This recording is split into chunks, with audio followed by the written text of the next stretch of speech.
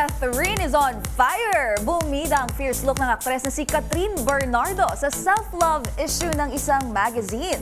Dito, naging matapang ang A Very Good Girl star sa paglalahad tungkol sa kanyang mga pinagdaanan noong humarap sa breakup, gayon din ang kanyang pananaw pagdating sa pagpapatawad. Narito ang aking report.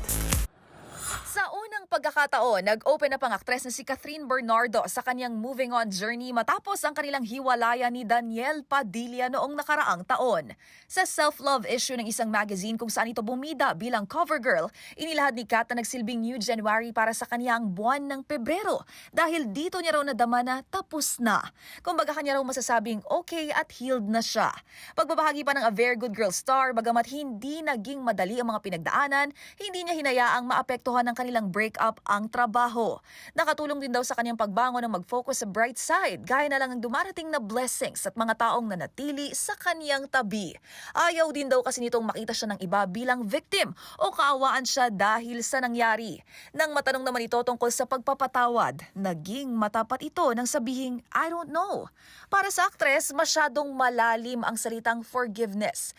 Maaari naman daw patawarin ng mga taong karapat-dapat, pero hindi niya ibig sabihin na kapag napatawad niya ng isang tao ay kailangan pa nitong manatili sa kanyang buhay o pahihintulutan pa niyang bumalik.